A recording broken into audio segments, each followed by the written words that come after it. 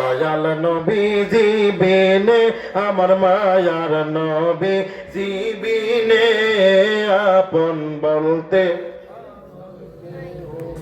বলেন আপন বলতে কেহ নাই জগতে ভেবে দেখি সব বিদেশি মিশে মায়ার জগতে আপন বলতে কেহ নাই জগতে বলেন আপন বলতে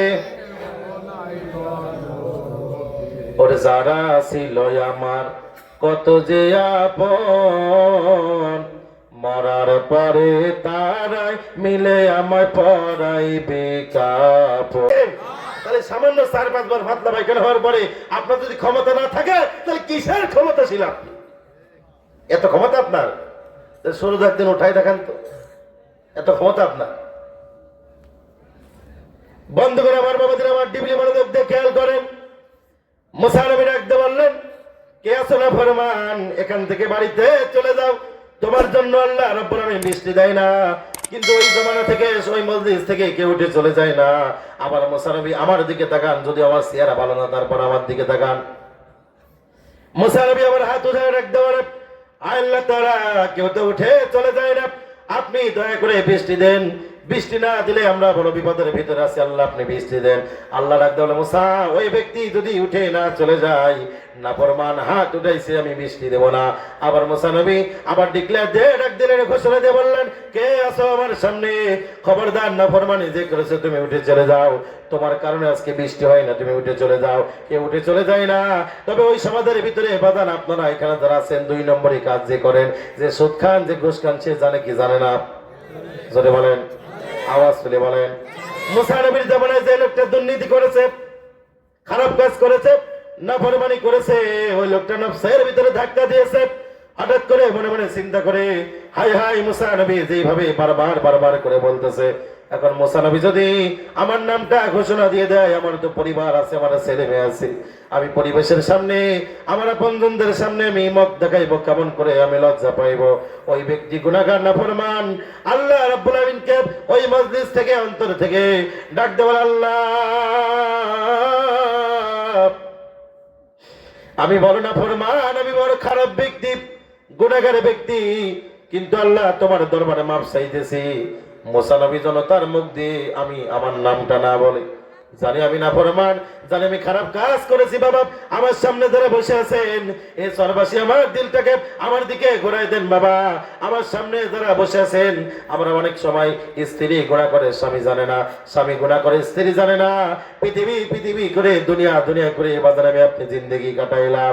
আজকে ছেলের জন্য অ্যাকাউন্ট করলাম, মেয়ের জন্য অ্যাকাউন্ট করলাম, চাকরি করতে গিয়া আমার বেতন ছিল 1 লক্ষ টাকা, আমি 2 লক্ষ টাকা সুদ খায় ঘুষ খায়া আমার পরিবারের জন্য, আমার ছেলে মেয়ের জন্য, আমার বিবির জন্য, ও মুসলমান যে বিবির জন্য আপনি 30 বছরে 35 বছর ধরে 2 নম্বরে কাজ কাম করে আপনার বিবির জন্য আপনি অ্যাকাউন্ট করাইলেন, সোনার গহনা বানাইলেন, কত কিছু বানাইলেন। একদিন বাড়িতে আসতে দেরি হলে আপনার বিবি ডাকতে বলতে, প্রাণের স্বামী গো, আপনারে না দেখলে ভালো লাগে না, কেন বাড়ি এত দেরি করে আসেন? অথচ বাবা আমার কথা খেয়াল করে মিলাই নিবেন, অথচ আমি আজকে রাত 10টার সময় যদি মারা যাই, আগামীকাল 8টা বাজতে না বাজতে সকালবেলা আমার সেই বিবি, যে বিবির জন্য কত কিছু করলাম রে, আমার সেই বিবি আমার বড় ছেলেকে ডাকতে বলবে, সন্তান যা যা যা, তোর বাবা মারা গেছে গতকাল রাত 10টায়, তোর বাবারে সুন্দর জাজিমা রাখিস না, তোর বাবার একটা পালঙ্গের ভিতরে রাখিস না। ওই দৌলতদিয়া বাজারে গিয়া, রাজবাড়ি বাজারে গিয়া আপনাকে সুন্দর করে একটা কম দামি দিয়া কাপড় কিনে আইলাম বাজান রে। ও মুসলমান, বাবার লাশটাকে যখন কাপড়ের কাপড় দিয়ে মোড়াই, সন্তান চিন্তা করে এই কাপড় তো আর কাঁধে লাগবে না, কম দামি কাপড় কিনে আনে। অথচ এই বাবা ওই সন্তানের জন্য জমি কিনতে গেলে গ্রামে কেনে নাই, শহরে কিনেছে। এই বাবা সন্তানের জন্য যখন জামা কাপড় কিনতে গেছে, ভালো মার্কেট থেকে কিনেছে। অথচ এই বাবা যখন মারা যায়, ওই সন্তান সব থেকে কম দামি কাপড়টা কিনে আয় না, ওই বাবারে কাপড়ের কাপড়ে জোড়ায়। এই পৃথিবী থেকে আপন নয়, আপনার ছেলে আপনাকে ভুলে যাবে, আপনার মেয়ে ভুলে যাবে, আপনার বিবি আপনাকে ভুলে যাবে, আপনি যখন মারা যাবেন এই মসজিদ থেকে 4 পেয়ালা পালকি বাজার আপনার বাড়িতে হাজির হয়ে যাবে। প্রতিদিন মসজিদের মাইকে অ্যানাউন্স হয়ে যায় অমুক ব্যাপারী মারা গেছে, বিশ্বাস মারা গেছে, মন্ডল মারা গেছে। কোন দিন মসজিদের মাইকে অ্যানাউন্স হয়ে যাবে ইমরান মাঝারি মারা গেছে, ফরিদি সাহেব মারা গেছে, আরবি সাহেব মারা গেছে। ও মুসলমান বন্ধুগণ আমার, আমার আপনার বাড়িতে কত মানুষ কিন্তু ভিড় জমাইবে। এই পৃথিবী থেকে আমার আপনজনেরা আমাকে কবর জগতে বাজান রেখে চলে আসবে। একে একে সবাই কবর জগতে মন করে শীতের ভিতরে আমাকে কবরে রাখা চলে আসবে। এই পৃথিবীতে কেউ আমার আপন নাই কবর জগতে, একমাত্র আপন তিনি আর কেউ নাই, তিনি হলেন রাহমাতুল আলামিন। জোরে বলেন ঠিক কিনা? আমার দয়াল নবী জীবিনে, আমার মায়ার নবী জীবিনে, আপন বলতে বলেন আপন বলতে কেহ নাই জগতে।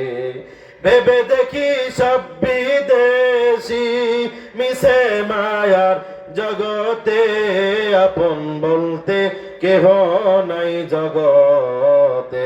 বলেন আপন বলতে ওর যারা ছিল আমার কত যে আপন, মরার পরে তারাই মিলে আমায় পরাইবে কাপড়। চিন্তা করে দেখেন বাজারের আব্বাজিরা, যুবক ভাইরা, একই বাজারে যাদের সাথে চলাফেরা করেছিলাম রে, আমার সামনে যারা বসে আছেন অনেকের কিন্তু বাবা নাই, অনেকের কিন্তু মা নাই। বাজান রে, আজকে মার বয়সী কত মানুষকে দেখতে পারবেন, বাবার বয়সী কত মানুষকে দেখতে পারবেন। আপনার বাবার সাথে এই হামিদ বিদ্যার হাটে বাজারের ভিতরে চলাফেরা করতো, একই বাজার করতো, একই মাঠে চাষবাস করতো। আজকে আপনার বাবার বয়সে সেই মানুষটা আছে, কিন্তু বাবা নাই, কিন্তু মা নাই। মাকে আর গোটা দুনিয়া খুঁজে পাবেন না, বাবাকে গোটা দুনিয়া খুঁজে পাবেন না। আমি ইমরান মাঝারি, আমার একটা আলাদা আকীদা আছে, ধর্ম আছে। আমি মা বাবার কথা বেশি বেশি বলি, কারণ বাজান রে, এই পৃথিবীতে আমি আবার বলি আমার কত মানুষ ভালোবাসে রে, সবার কম বেশি স্বার্থ আছে। আমার মা আমার বাবার ভালোবাসার পিছনে কোনো স্বার্থ নেই।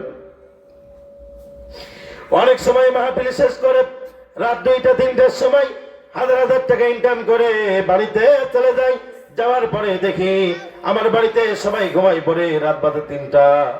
আরে যায় দেখি একজন মাত্র মানুষ ঘরের দরজার লাইট টান করে, দরজা টান করে, একজন মাত্র মানুষ ঘরের দরজার সামনে একটা লাঠি ভর দিয়ে দাঁড়ায় আছে। সে আর কেউ নাই, আমার জনম দুঃখিনী মা। ডাকতে বলি, মা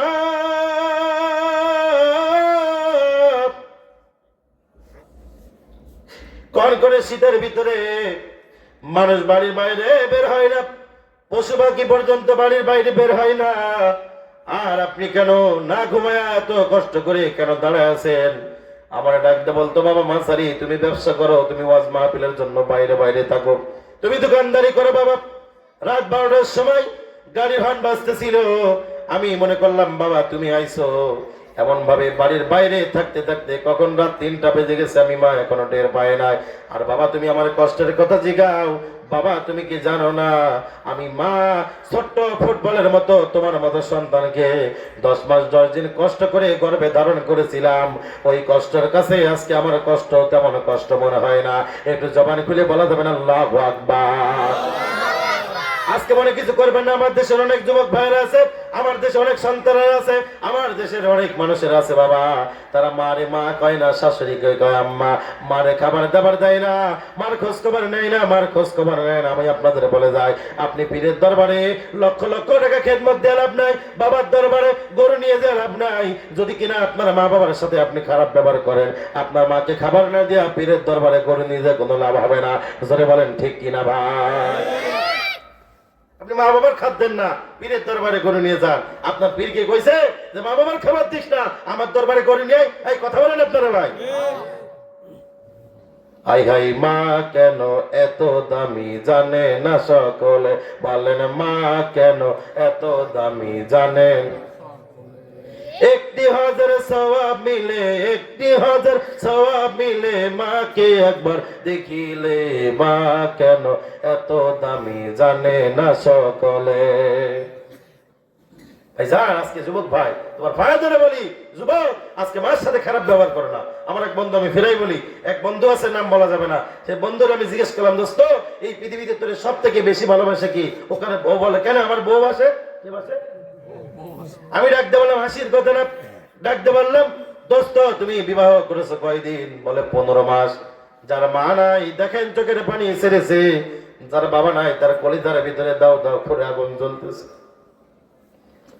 আমি ডাকতে বললাম, বন্ধুরে তুমি 15 মাস বিবাহ করার পরে বুঝতে পারলাম তোমার বিবি তোমার সব থেকে বেশি ভালোবাসে, অথচ তোমার মা তোমাকে 30 বছর 25 বছর ধরে তোমার পিছে গায়ের রক্ত, তোমার মাথার গায়ে পায়ে ফেলে রক্তকে পানি করে তোমার মা সবার পিছনে কত সময় ব্যয় করলো, তুমি তোমার মার দুঃখটা বুঝতে পারলে না।